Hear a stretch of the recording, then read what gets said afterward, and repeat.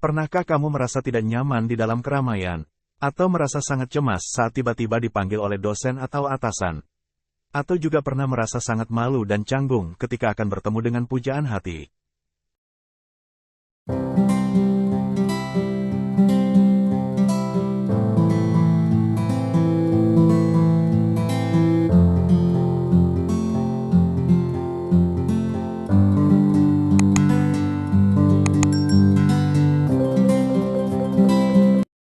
Situasi tersebut sebenarnya wajar dialami dan kadang memang sering muncul secara tiba-tiba.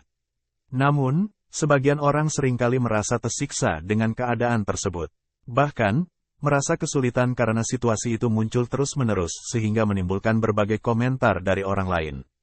Christine Warner dalam Verily Magazine menceritakan pengalaman tersebut.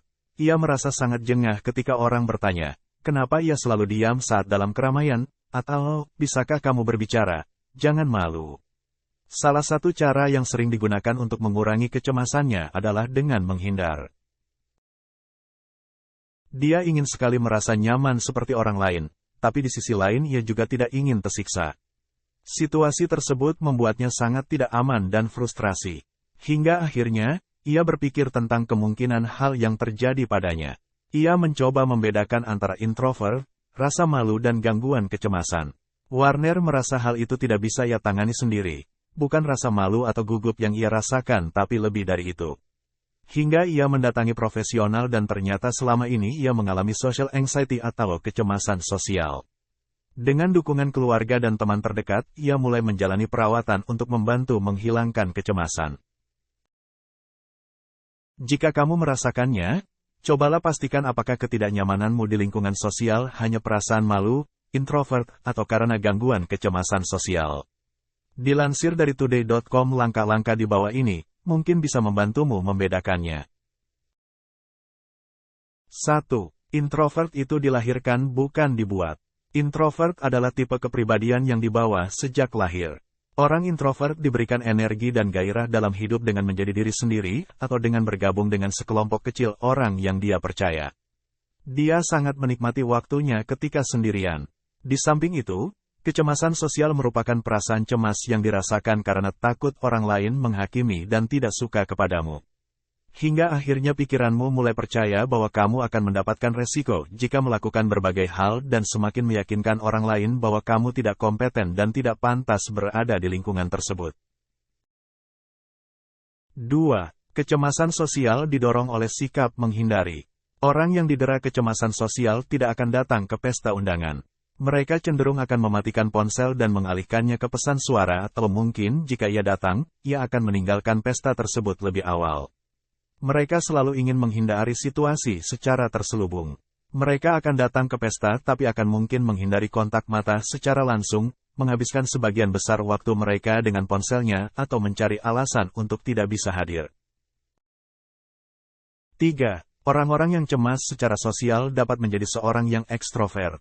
Kamu mungkin seringkali merasa bahagia dan bergairah ketika bersama orang lain, tapi di sisi lain kamu juga merasa takut tanpa alasan. Saat itu, mungkin kamu ingin pergi makan siang atau malah mengadakan makan siang di rumahmu dengan mengundang orang lain, tapi kamu takut mereka akan menghakimimu atau malah akan merepotkan mereka. Situasi tersebut sangat menyiksa karena dengan begitu kamu tidak nyaman ketika sendirian dan kamu juga tidak nyaman ketika bersama orang-orang. Ini adalah situasi yang tidak menguntungkan, kata Ellen Hendriksen, psikologi klinis dari Boston University. 4. Introvert sangat menikmati kesendirian, sedangkan orang dengan kecemasan sosial tidak begitu banyak merasakannya. Bagi orang introvert, sendirian adalah hal yang penting dan sangat menyenangkan. Rasanya nyaman membaca buku di ruangan yang tenang tanpa ada orang di sekitar. Namun untuk orang dengan kecemasan sosial, sendirian untuk menghindari situasi sosial mungkin akhirnya akan memberikan rasa penyesalan dan kekecewaan.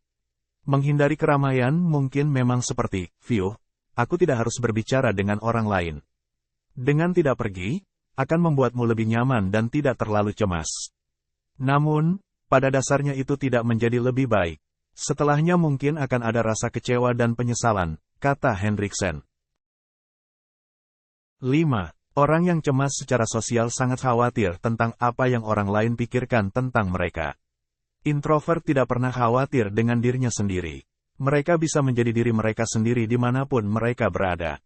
Ia tidak pernah khawatir bagaimana orang menilai mereka, tidak peduli seberapa kurang atau lebihnya mereka dalam suatu pekerjaan. Sementara itu, untuk orang dengan kecemasan sosial, situasi cenderung berubah dan berstandar tinggi. Pikiran-pikiran takut salah atau mungkin jatuh terus berputar dan ia merasa sangat bertanggung jawab untuk segala keadaan.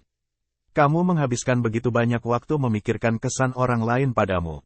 Sementara itu, kamu didera kegelisahan, perhatianmu fokus pada diri sendiri sehingga tidak sadar dengan dunia luar. Fokus pada diri sendiri dan komentar orang lain, ucap Hendriksen. 6. Orang dengan kecemasan sosial biasanya mengambil tindakan aman. Sangat umum bagi mereka yang didera kecemasan sosial untuk berpikir bahwa mereka tidak memiliki keterampilan secara sosial. Selalu merasa canggung dan tidak tahu cara untuk memulai percakapan. Padahal, pada faktanya mereka sebenarnya cukup lihai dalam menavigasi situasi sosial. Mereka seringkali mengarahkan pembicaraan pada hal-hal yang membuat nyaman atau mengalihkan pembicaraan agar teralih dari perhatiannya pada diri sendiri. Tetapi, mereka juga biasanya mengambil cara aman untuk menghindari kontak mata, lalu berbicara dengan lembut, tersenyum sepanjang waktu dan selalu bersemangat, sebagai cara untuk menurunkan kecemasan.